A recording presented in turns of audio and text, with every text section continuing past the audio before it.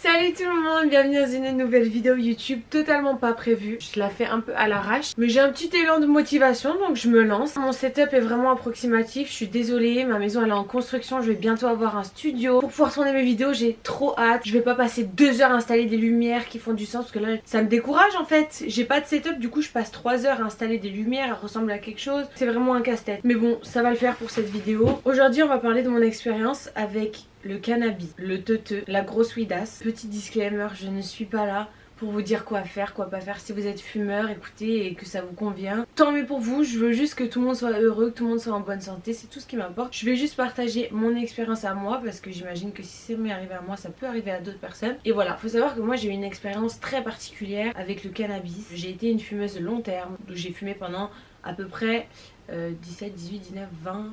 pendant 3-4 années, ok. J'ai été excessivement dépendante à cette drogue, donc je ne veux pas entendre une seule fois que cette drogue ne provoque aucune dépendance. Le petit souci que j'ai moi avec cette drogue, c'est que quand on fait des recherches sur internet ou qu'on demande même aux gens dans la rue, enfin pas dans la rue mais tu m'as compris, on n'y trouve que du bien dessus. C'est la drogue qui ne te crée pas de dépendance, qui ne te fait aucun mal, qui te fait même du bien, parce que moi j'ai même entendu surtout une personnalité publique en vanter tous les bienfaits, à quel point c'est bon pour toi, incomparable à la cigarette, que c'était 30 fois meilleur pour ta santé, que ça provoquait aucun problème aux poumons. Alors déjà, tout ce que tu fumes pose problème à tes poumons. Ce n'est pas inoffensif pour les poumons et encore moins pour le cerveau, mais bon ça on va en parler un petit peu plus tard. En tout cas, voilà, on n'en voit que des bienfaits quand on fait les recherches et moi ça me pose vraiment problème. Je vous avoue, j'avais pas trop envie de faire cette vidéo de base parce que c'est un petit peu une honte pour moi. J'aurais préféré tourner la page et plus jamais en parler. Mais je me dis, vu que mon cerveau est en train de faire un tri sélectif, j'oublie tout doucement tout ce qui s'est passé. Et je me suis dit, bah c'est important que je raconte quand même mon expérience avant que mon cerveau efface totalement cet épisode de ma vie. Commençons par le commencement. Alors moi, c'est vrai que de base, j'étais une fille ultra contre le fait de fumer. J'étais contre les cigarettes, contre tout ce que tu veux. Ça me trouait le...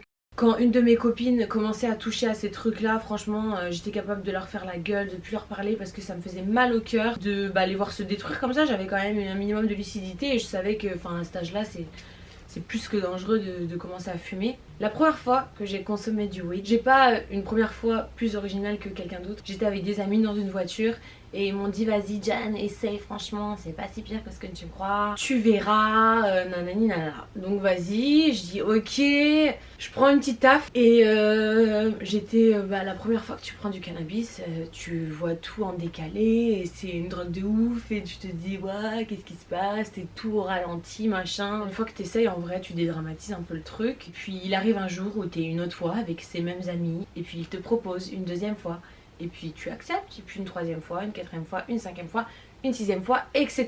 Jusqu'au jour où t'en achètes un peu pour fumer juste avec une amie chez toi, tu sais, parce que moi j'avais mon appartement en plus à 17 ans, donc c'est vrai que ça facilite pas les choses quand tu vis avec tes parents. C'est sûr que tu dois un peu plus te cacher tout ça, à moins que t'as des parents qui l'acceptent, ce qui m'étonnerait, mais moi je vivais toute seule au moment où j'ai commencé à fumer toute seule. En tout cas, excusez-moi, je commence à vraiment oublier un petit peu, mais en tout cas il arrive au moment où je commence à en acheter pour moi toute seule, à fumer toute seule, et c'est là que c'est la dégringolade. Je trouvais que ma vie était la journée était nulle en fait quand je fumais pas. J'étais de très bonne humeur quand je fumais. Donc c'est vrai que je voyais pas trop l'intérêt de passer une journée sans fumer. Donc je me suis habituée, j'en achetais de plus en plus pour moi toute seule. Après il y a eu la légalisation, au début c'était pas légal mais après c'est devenu légal au Canada, mais en tout cas bref. C'est là que j'ai développé une dépression en arrière-plan, mais je me rendais pas trop compte parce que le cannabis me faisait tellement de bien que moi c'était devenu mon best friend. Je fumais tout le temps à un point que je faisais aucune action sans fumer, c'est-à-dire que j'avais un rendez-vous, je fumais avant.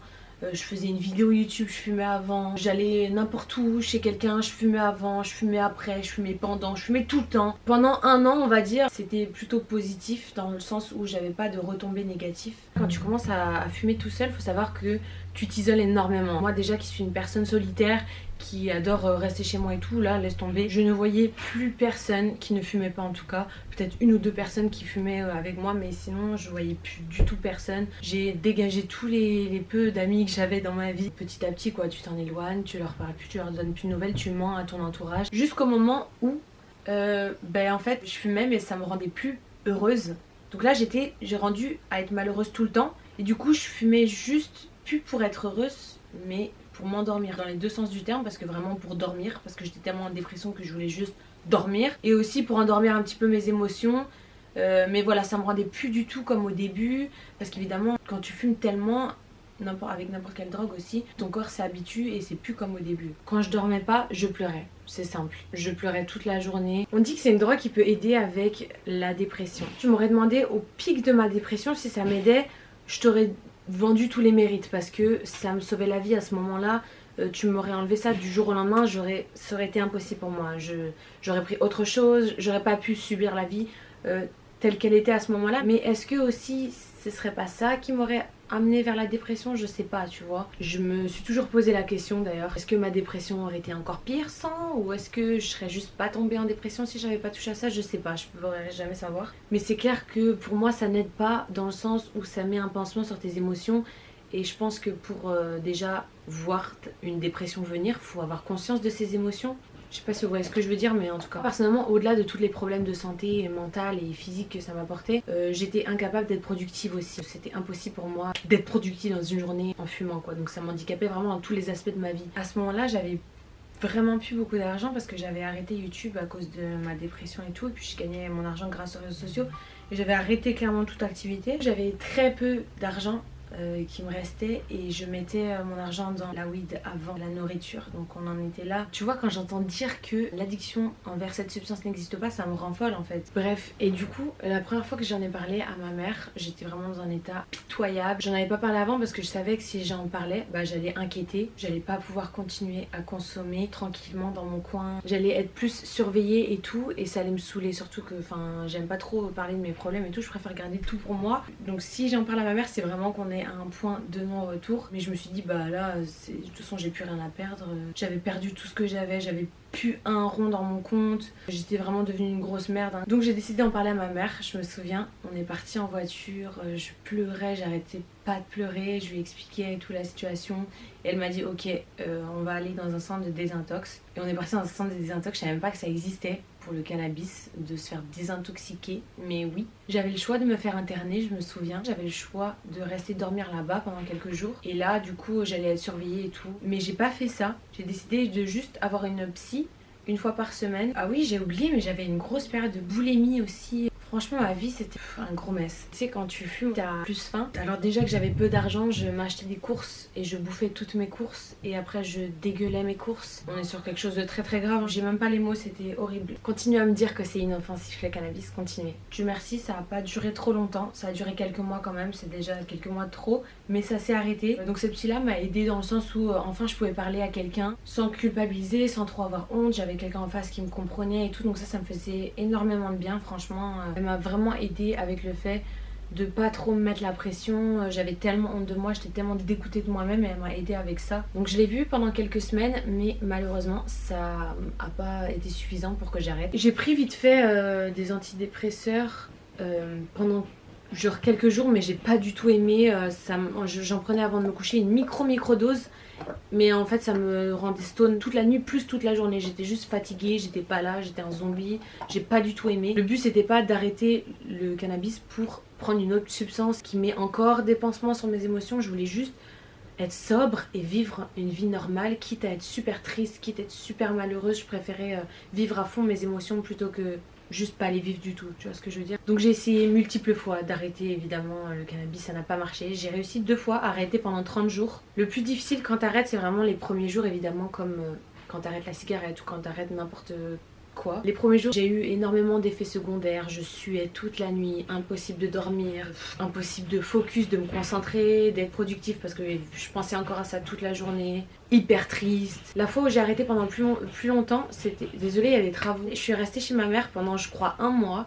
Et ça m'a aidé à arrêter parce que j'étais en surveillance 24 heures sur 24. Ça m'a aidé, mais malheureusement j'ai repris après, quand je suis rentrée chez moi. Et à chaque fois que je replongeais, du coup au bout de 30 jours, je me disais putain, j'ai passé le plus difficile et je retombe dedans comme une grosse merde que je suis. Donc j'étais ultra déçue de moi-même. Vous imaginez bien qu'avec ça, ma confiance en moi, elle a bien dégringolé comme il faut. Jusqu'au jour où m'est arrivée une expérience qui m'a fait enfin arrêter.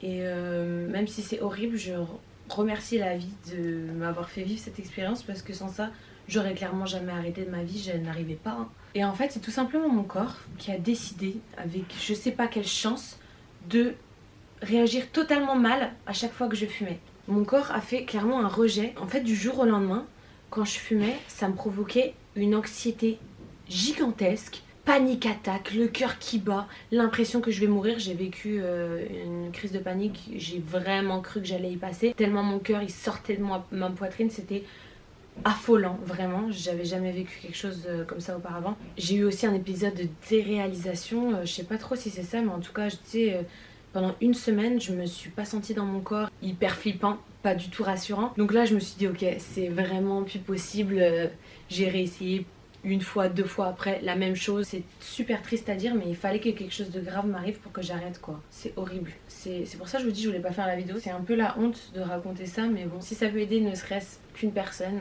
moi ça me va. Donc voilà les amis, mais c'est maintenant derrière moi tout ça. Je suis très fière de moi, de m'en être sortie parce que c'était vraiment pas gagné.